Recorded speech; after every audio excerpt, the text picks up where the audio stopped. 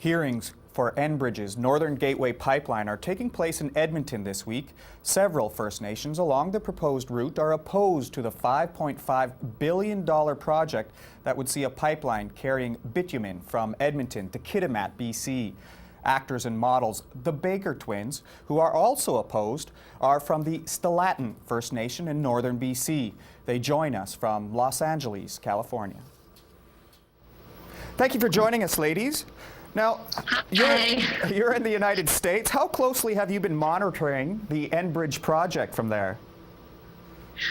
I check the Huffington Post every day and the BBC News, the Vancouver News, Globe and Mail, so I'm always checking on Twitter. I follow people on Twitter that are for the pipeline and against. And we're constantly talking to people in our community, so we feel like we're right there. Okay. Well, have you informed any of your Hollywood colleagues of the impact the pipeline could have on your community? Of course, we talk about it all the time. I think people are sick of hearing it from us, but yeah, we talk about it a lot. We talk about it on our Facebook, on our Twitter, and we're talking to our friends. Yeah. So. And anybody that we might recognize that you're talking to about it? Maybe. Maybe. Okay. Well, what are your concerns about the project? What are your concerns about the project? In Hollywood, you don't name drop. Okay. What are your concerns about the project on your community? Well, the project is supposed to go right through our reserve, and talking to our community members and talking to our band, people don't want it. It's 100% no support for the pipeline. So it's scary when you see in the news that Native bands are silently signing on, because as far as I know, based on Enbridge credibility, no band, are there any bands signing?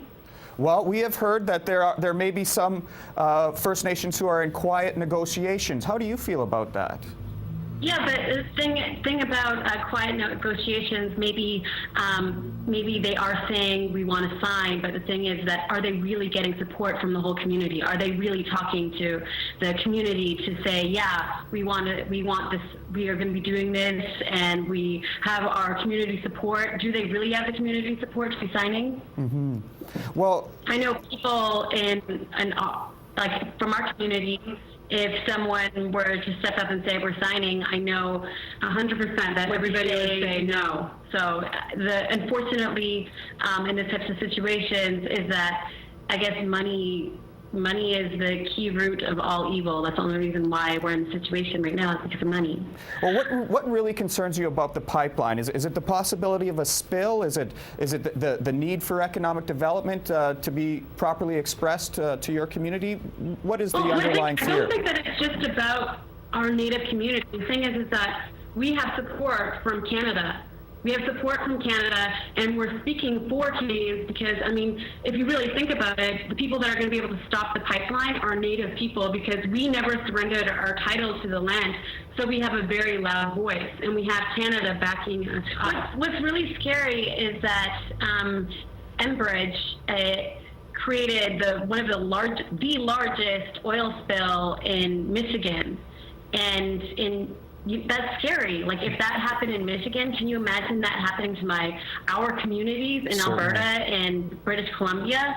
It's scary. Like, there's 700 spills in the last 10 years from Enbridge, and that's Enbridge's statistics. Okay, we only have a couple of more seconds here. Okay, we only have a couple more seconds here. It's going to go through our watershed.